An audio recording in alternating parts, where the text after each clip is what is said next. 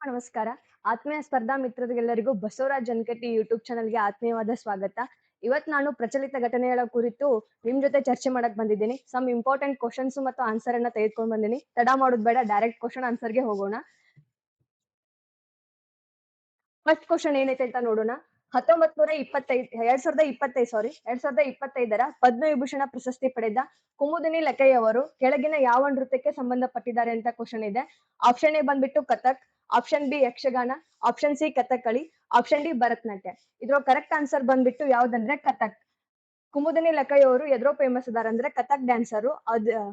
Art ವಿಭಾಗದೊಳಗೆ ಅವ್ರಿಗೆ ಈ ಸಲ ಪದ್ಮವಿಭೂಷಣ ಪ್ರಶಸ್ತಿಯನ್ನ ಕೊಟ್ಟಿದ್ದಾರೆ. ಕುಮುದಿನಿ ಲಕ್ಕಯ್ಯವರು ಯಾವ ರಾಜ್ಯದವರು ಅಂತ ಹೇಳಿ ಕ್ವಶನ್ ಅನ್ನು ಕೇಳ್ಬೋದು. ಇವರು ಯಾವ ರಾಜ್ಯದವರು ಅಂದ್ರೆ ಗುಜರಾತ್ ರಾಜ್ಯದವರು. ಯಾವ ರಾಜ್ಯ ಅಂದ್ರೆ ಗುಜರಾತ್ ರಾಜ್ಯದವರು ಕುಮುದಿನಿ ಲಕ್ಕಯ್ಯವರು. ಕಥಕ್ ಅಂದ ತಕ್ಷಣ ನಮಗೆ ಒಬ್ಬರ ಹೆಸರು ನೆನ್ಪು ಬರುತ್ತೆ. ಅವ್ರ ಹೆಸರು ಏನಂದ್ರೆ ಬಿರ್ಜು ಮಹಾರಾಜ್ ಅವರು. ಬಿರ್ಜು ಮಹಾರಾಜ್ ಅವ್ರಿಗೆ ಏನಂತ ಕರಿತಾ ಇದ್ರಂದ್ರೆ ಕಿಂಗ್ ಆಫ್ ದ ಕಥಕ್ ಅಂತ ಕರಿತಾ ಇದ್ರು. ಏನಂತ ಕರಿತಾ ಇದ್ರಂದ್ರೆ king of the Kathak. Birju Maharaj ಅವರಿಗೆ ಕಿಂಗ್ ಆಫ್ ದ ಕಥಕ್ ಅಂತ ಕರಿತಾ ಇದ್ರು. ಬಿರ್ಜು ಮಹಾರಾಜ್ ಅವರು 17 ಜನವರಿ 2022ರಂದ ನಿಧನರಾಗಿದ್ದಾರೆ. ಕ್ವಶನ್ ಅನ್ನ ಕೇಳ್ಬೋದು. ಬಿರ್ಜು ಮಹಾರಾಜ್ ಅವರು ಯಾವ ನೃತ್ಯಕ್ಕೆ ಪ್ರಸಿದ್ಧರು ಅಂತ. ಕಥಕ್ ಡ್ಯಾನ್ಸ್ ಅಲ್ಲಿ ಫೇಮಸ್. ಅವ್ರು ಯಾವಾಗ ನಿಧನರಾಗಿದ್ದಾರೆ ಅಂದ್ರೆ 17 ಜನವರಿ 2022ರಿಂದ ನಿಧನರಾಗಿದ್ದಾರೆ. ಅವ್ರಿಗೆ ಏನಂತ ಕರಿತಿದ್ರು ಅಂದ್ರೆ ಕಿಂಗ್ ಆಫ್ ದ ಕಥಕ್ ಅಂತ ಕರಿತಿದ್ರು. King of the Kathak Birju Maharaj ಆದ್ರೆ ಕ್ವೀನ್ ಆಫ್ ದ ಕಥಕ್ ಅಂತ ಯಾರನ್ನ ಕರಿತಾ ಇದ್ರು? Queen of the Kathak. Queen of the Kathak ಅಂತ ಯಾರನ್ನ ಕರಿತಾ ಇದ್ರಂದ್ರ ಸಿತಾರಾ ದೇವಿ ಅವರನ್ನ ಕ್ವೀನ್ ಆಫ್ ದ ಕಥಕ್ ಅಂತ ಕರೀತಾರೆ. ಯಾರನ್ನ? ಸಿತಾರಾ ದೇವಿ ಅವರನ್ನ ಕ್ವೀನ್ ಆಫ್ ದ ಕಥಕ್ ಅಂತ ಕರೀತಾರೆ. ಕಥಕ್ ಅನ್ನ ಪುರುಷರು ಮತ್ತು ಮಹಿಳೆಯರು ಇಬ್ರು ಕೂಡ ಪ್ರದರ್ಶನ ಮಾಡ್ಬೋದು. ಇದ್ರಾಗ ಅವ್ರ ಸ್ಟೋರಿ ಹೆಂಗ್ ಹೇಳ್ತಾರಂದ್ರ ತಮ್ಮ ಬಾಡಿ ಎಕ್ಸ್ಪ್ರೆಷನ್ ಮತ್ತು ಕಣ್ಣಿನ ಎಕ್ಸ್ಪ್ರೆಷನ್ ಮೂಲಕ ಕುಂತವ್ರಿಗೆ ಇಡೀ ಸ್ಟೋರಿನ ಹೇಳ್ಬಿಡ್ತಾರೆ. ಬರೀ ಡ್ಯಾನ್ಸ್ ಫಾರ್ಮೇಶನ್ ಮೂಲಕ ಕಥಕ್ ಅನ್ನ ಇಬ್ರು ಕೂಡ ಪ್ರದರ್ಶನ ಮಾಡಬಹುದು. ಇದು ಕಥಕ್ ಅನ್ನ ಯಾವ ರಾಜ್ಯದಲ್ಲಿ ಜಾಸ್ತಿ ಪ್ರದರ್ಶನ ಮಾಡ್ತಾರಂದ್ರೆ ಉತ್ತರ ಭಾರತದಲ್ಲಿ, ಎಸ್ಪೆಷಲಿ ಉತ್ತರ ಪ್ರದೇಶದೊಳಗೆ ಜಾಸ್ತಿ ಇದನ್ನ ಪ್ರದರ್ಶನ ಮಾಡ್ತಾರೆ. ಈ ವರ್ಷ ಕೇಂದ್ರ ಸರ್ಕಾರ ಪದ್ಮ ಪ್ರಶಸ್ತಿಗಳನ್ನ ಘೋಷಣೆ ಮಾಡಿತ್ತು. ಟೋಟಲ್ ಆಗಿ ಎಷ್ಟು ಪದ್ಮ ಪ್ರಶಸ್ತಿಗಳನ್ನ ಘೋಷಣೆ ಮಾಡಿತ್ತಂದ್ರ 139 ಪದ್ಮ ಪ್ರಶಸ್ತಿಗಳನ್ನ ಘೋಷಣೆ ಮಾಡೈತಿ. ಎಷ್ಟಂದ್ರ 139. ಅದ್ರೊಳಗೆ ಎಷ್ಟಂದ್ರ 7 ಪದ್ಮ ವಿಭೂಷಣ. ಎಷ್ಟು? ಪದ್ಮ ವಿಭೂಷಣ 7. ಪದ್ಮ ವಿಭೂಷಣ. 19 ಪದ್ಮಭೂಷಣ. ಎಷ್ಟು? 19 ಪದ್ಮಭೂಷಣ. ಇನ್ ಪದ್ಮಶ್ರೀ ಎಷ್ಟು ಉಳ್ದು? 113. 113 ಪದ್ಮಶ್ರೀ. 113 ಪದ್ಮಶ್ರೀ. ಟೋಟಲ್ ಆಗಿ 139 ಪದ್ಮ ಪ್ರಶಸ್ತಿಗಳನ್ನ ಕೇಂದ್ರ ಸರ್ಕಾರ ಘೋಷಣೆ ಮಾಡೈತಿ. ಇದ್ರೊಳಗ ಈ 139 ಪದ್ಮ ಪ್ರಶಸ್ತಿಗಳನ್ನ ಘೋಷಣೆ ಮಾಡೈತಲ್ಲ, 7 ಪದ್ಮಭೂಷಣ, ಪದ್ಮವಿಭೂಷಣ, ಪದ್ಮವಿಭೂಷಣ ಇದೀಗಲ್ಲ ಎಕ್ಸ್ಪ್ಲೇನ್ ಮಾಡಿದ್ನಿ. ಇದು 19 ಪದ್ಮಭೂಷಣ, 113 ಪದ್ಮಶ್ರೀ. ಇದ್ರೊಳಗೆ ಎಷ್ಟು ಜನ ಮಹಿಳೆಯರಂದ್ರ 23 ಜನ ಮಹಿಳೆಯರಿಗೆ ಕೊಟ್ಟಾರ. ಟೋಟಲ್ ಆಗಿ ವುಮೆನ್ ಎಷ್ಟು? 23 ಜನ. 10 ಜನರಿಗೆ ವಿದೇಶಿಯರಿಗೆ ಕೊಟ್ಟಾರ. 10 ಜನರಿಗೆ ವಿದೇಶಿಯರು. ಆಮೇಲೆ 13 ಜನರಿಗೆ ಮರಣೋತ್ತರ. ಎಷ್ಟು ಜನರಿಗೆ? 13 ಜನರಿಗೆ ಮರಣೋತ್ತರ ಪ್ರಶಸ್ತಿಗಳನ್ನ ಕೊಟ್ಟಿದ್ದಾರೆ. 139 ಪದ್ಮ ಪ್ರಶಸ್ತಿಗಳನ್ನ ಜನವರಿ 26ನೇ ತಾರೀಕು ಏನ್ ಘೋಷಣೆ ಮಾಡಿದಾರ ಅದ್ರೊಳಗೆ 23 ಜನ. ಎಷ್ಟು ಜನ? 23 ಜನ ಮಹಿಳೆಯರು, 10 ಜನ ವಿದೇಶಿಯರಿಗೆ ಕೊಟ್ಟಾರ. ಅನಿವಾಸಿ ಭಾರತೀಯರು ಕೊಟ್ಟಾರ 10 ಜನ. ಇದ್ರೊಳಗೆ ಬರ್ತಾರ ಅವರು. 13 ಜನ ಮರಣೋತ್ತರ ಪ್ರಶಸ್ತಿಗಳನ್ನ ಕೊಟ್ಟಿದ್ದಾರೆ.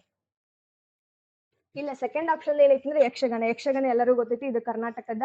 ಆಮೇಲೆ 8 ಶಾಸ್ತ್ರೀಯ ನೃತ್ಯಗಳ ಪ್ರಕಾರ ಬರ್ತಾವ. ಯಕ್ಷಗಾನ ಅದ್ರೊಳಗೆ ಬರಂಗಿಲ್ಲ. ಆಮೇಲೆ ಕಥಕ್ಕಳಿ ಅಂತೂ ಕೇರಳ ರಾಜ್ಯದ ಶಾಸ್ತ್ರೀಯ ನೃತ್ಯ. ಶಾಸ್ತ್ರೀಯ ನೃತ್ಯದಲ್ಲೂ ಬರುತ್ತೆ ಮತ್ತೆ ಕೇರಳ ರಾಜ್ಯದಲ್ಲೂ ಬರುತ್ತೆ. ಭರತನಾಟ್ಯ ಬಂದ್ಬಿಟ್ಟು ತಮಿಳ್ನಾಡು ರಾಜ್ಯದ್ದು. ಸೊ ಇದು ಅರ್ಥ ಆಯ್ತು ಅನ್ಕೋತೀನಿ. ನೆಕ್ಸ್ಟ್ ಕ್ವಶನ್ ಏನೈತಂದ್ರ UPSC ಯ ನೂತನ ಅಧ್ಯಕ್ಷರು ಯಾರು? ಆಪ್ಷನ್ ಎ ಏನೈತಿ ಅಂದ್ರ ಮನೋಜ್ ಸೋನಿ ಐತಿ. ಆಪ್ಷನ್ ಬಿ ಮಾಧವ್ ಕೌಶಿಕ್ ಐತಿ. ಆಪ್ಷನ್ ಸಿ ಪ್ರೀತಿ ಸುಡಾನ್ ಐತಿ. ಆಪ್ಷನ್ ಡಿ ಸಿದ್ಧಾರ್ಥ್ ಮೊಹಾಂತಿ ಐತಿ. ಇದು ಮೊಹಾಂತಿ ಐತಿ.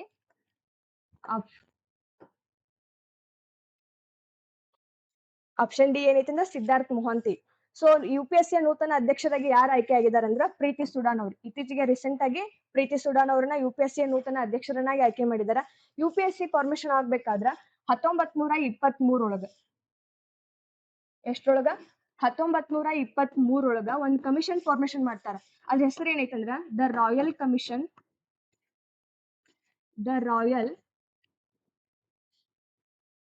Commission on civil service exam.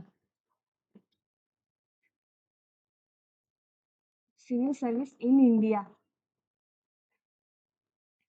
1923 ಒಂದ್ ಕಮಿಷನ್ ಮಾಡ್ತಾರ. ಇದಕ್ಕೆ ಚೇರ್ಮನ್ ಆಗಿ ಯಾರು ಬಂದಿರ್ತಾರಂದ್ರ ಲಾರ್ಡ್ ಲೀ.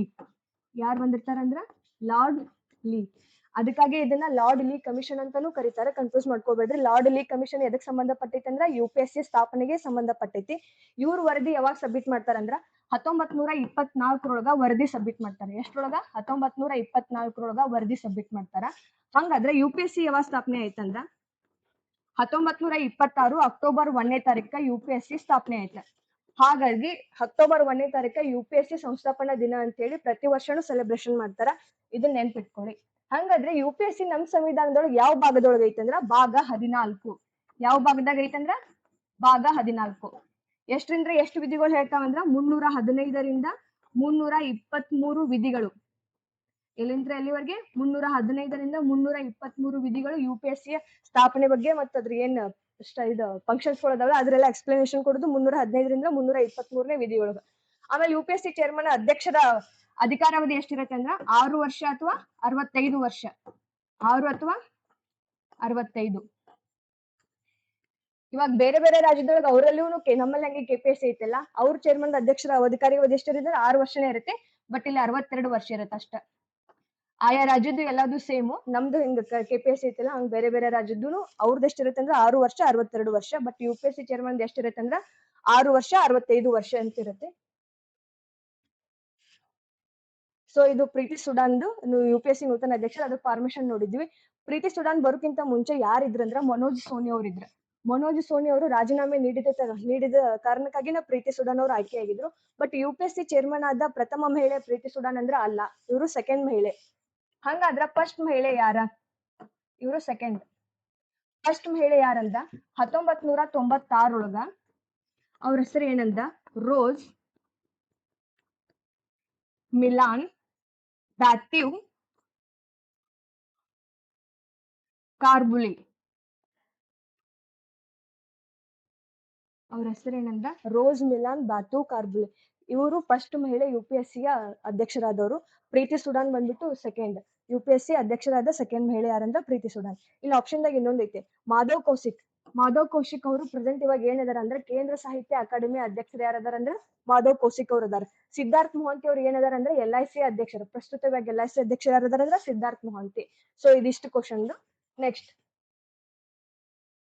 ನೆಕ್ಸ್ಟ್ ಕ್ವಶನ್ ಏನೈತಂದ್ರ 2026 ಕಾಮನ್ವೆಲ್ತ್ ಗೇಮ್ಸ್ ಎಲ್ಲಿ ನಡೆಯಲಿದೆ? Option A Glasgow, option B Japan, option C Paris, option D Birmingham. So 2026 Commonwealth games ಎಲ್ಲಿ ನಡೆಯತ್ತವ ಅಂದ್ರ ಗ್ಲಾಸ್ಕೋದಾಗ ನಡೆಯತೈತಿ. ಎಲ್ಲಿ 2026 ಗ್ಲಾಸ್ಕೋ ಎಲ್ಲಿ ಬರುತ್ತೆ ಅಂದ್ರೆ ಸ್ಕಾಟ್ಲ್ಯಾಂಡ್. ಸೊ ಗ್ಲಾಸ್ಕೋದಾಗ ಈ ಫಸ್ಟ್ ಟೈಮ್ ನಡೆಸತ್ತಾರ ಅಂದ್ರೆ ಇಲ್ಲ, ಇದು ಸೆಕೆಂಡ್ ಟೈಮ್. 2014 ಆಲ್ರೆಡಿ ಒಂದ್ಸಲ ಆಗಿತ್ತು. ಇವಾಗ 2026 ಸ್ಕಾಟ್ಲ್ಯಾಂಡ್ ದಾಗ ಈಗ ನಡೀತಾ ಇರೋದು ಎರಡನೇ ಸಲ ಅಲ್ಲ, ಟೋಟಲ್ ಆಗಿ ಸ್ಕಾಟ್ಲ್ಯಾಂಡ್ ದಾಗ ಇದು 4ನೇದು ಬಾರಿ ನಡೀತಾ ಇರೋದು. 4ನೇ ಬಾರಿ ನಡೆದೈತಿ. ಗ್ಲಾಸ್ಕೋದಾಗ 2 ಬಾರಿ, ಇನ್ನೆರಡು ಪ್ಲೇಸ್ ಬೇರೆ ಕಡೆ ನಡೆದಾವು. ಟೋಟಲ್ ಆಗಿ ಸ್ಕಾಟ್ಲ್ಯಾಂಡ್ ಕೇಳಿದ್ರೆ 4ನೇ ಬಾರಿ, ಗ್ಲಾಸ್ಕೋ ಅಂತ ಪರ್ಟಿಕ್ಯುಲರ್ ಆಗಿ ಕೇಳಿದ್ರೆ ಇದು 2ನೇ ಬಾರಿ. ಫಸ್ಟ್ ಯಾವಾಗ ನಡೀತಂದ್ರೆ 2014, ಇವಾಗ 2026. ಇದು ಎಷ್ಟನೇ ಆವೃತ್ತಿ ಅಂತ ಕ್ವಶನ್ ಅನ್ನು ಕೇಳ್ಬೋದು. ಇದು ಎಷ್ಟನೇ ಆವೃತ್ತಿ ಅಂದ್ರೆ 23ನೇ ಆವೃತ್ತಿ. ಎಷ್ಟನೇ ಆವೃತ್ತಿ ಅಂದ್ರೆ 23ನೇ ಆವೃತ್ತಿ. ಹಂಗಾದ್ರೆ 2026 2022 ಒಂದ್ ನಡೆದಿತ್ತು. ಅದು ಎಲ್ಲಿ ನಡೆದಿತ್ತು ಅಂದ್ರೆ ಬರ್ಮಿಂಗ್ಹ್ಯಾಮ್ದೊಳಗೆ. ಇದು ಎಷ್ಟನೇ ಆವೃತ್ತಿ ಆಗಿತ್ತಂದ್ರ 2022 ನಡೆದಿತ್ತ. ಇದು ಎಷ್ಟನೇ ಆವೃತ್ತಿ ಅಂದ್ರೆ 22ನೇ ಆವೃತ್ತಿ. 2022 ಎಲ್ಲಿ ನಡೆದಿತ್ತಂದ್ರ ಬರ್ಮಿಂಗ್ಹ್ಯಾಮ್ದಾಗ ನಡೆದಿತ್ತು. ಇದು 22ನೇ ಆವೃತ್ತಿ. 23ನೇದು ಎಲ್ಲಿ ನಡೆದೈತೆ ಅಂದ್ರೆ ಗ್ಲಾಸ್ಕೋದಾಗ ನಡೆಯತೈತಿ. ಇವಾಗ ಪ್ರೆಸೆಂಟ್ ಅಂತಲ್ಲ, ಮುಂದಿನ ವರ್ಷ ನಡೀತೈತಿ 2026. ಆಮೇಲೆ ಇದು ಕಾಮನ್ವೆಲ್ತ್ ಗೇಮ್ಸ್ ಗಳು ಯಾವಾಗಿಂತ್ರ ಸ್ಟಾರ್ಟ್ ಆಗಿದಾವ ಅಂತ ಕ್ವಶನ್ ಕೇಳ್ಬೋದು. ಈ ಯಾವಾಗಿಂತ್ರ ಸ್ಟಾರ್ಟ್ ಆಗಿದಾವ ಅಂದ್ರ 1930 ಸ್ಟಾರ್ಟ್ ಆಗಿದಾವ. 1930 ಸ್ಟಾರ್ಟ್ ಆಗಿದಾವ. ಅದು ಫಸ್ಟ್ ಸ್ಟಾರ್ಟಿಂಗ್ ಎಲ್ಲ ಐತಂದ್ರೆ ಕೆನಡಾ ದೇಶದ ಹ್ಯಾಮಿಲ್ಟನ್.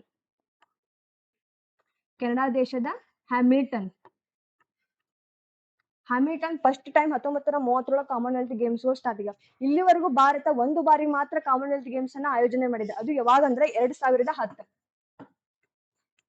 ಕೇವಲ ಒಂದು ಬಾರಿ ಮಾತ್ರ ಕಾಮನ್ವೆಲ್ತ್ ಗೇಮ್ಸ್ ಅನ್ನ ಭಾರತ ಆಯೋಜನೆ ಮಾಡೈತೆ. ಅದು ಯಾವಾಗ ಅಂದ್ರೆ 2010. ಎಷ್ಟನೇ ಆವೃತ್ತಿ ಅಂದ್ರ 19ನೇ ಆವೃತ್ತಿ.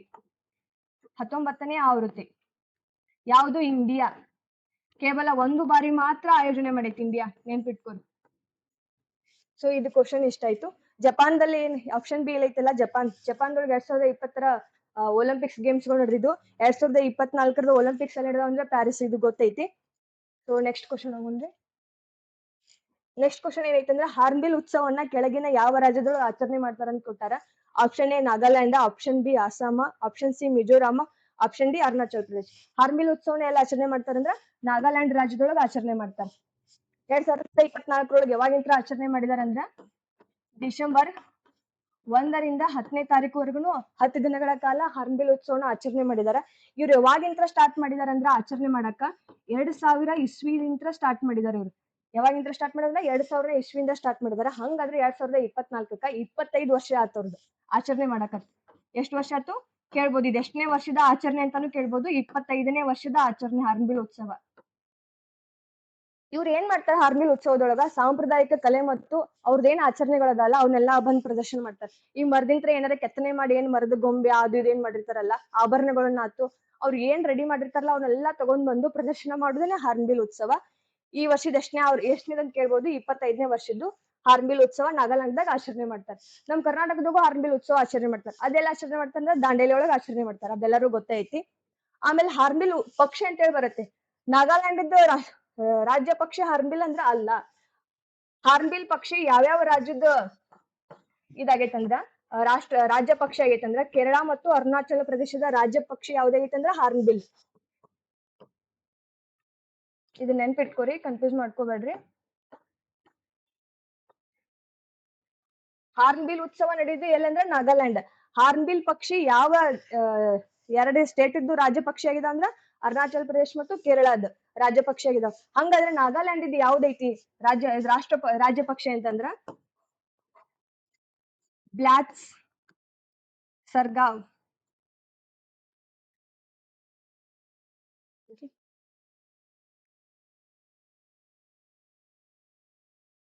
ಟ್ರೋಪೋಗಾನ್ ಅಂತ ಬರುತ್ತೆ, ಬ್ಲಾಸ್ಟ್ ಟ್ರೋಪೋಗಾನ್ ಅಂತ ಬರುತ್ತೆ. ಇದು ನಾಗಾಲ್ಯಾಂಡ್ ಇದ್ದ ರಾಜ್ಯ ಪಕ್ಷಿ ಆಗೈತಿ. ಅಸ್ಸಾಂದು ಬಂದ್ಬಿಟ್ಟು ಅಸ್ಸಾಮದ್ದು ಏನೈತೆ ಅಂದ್ರ ವೈಟ್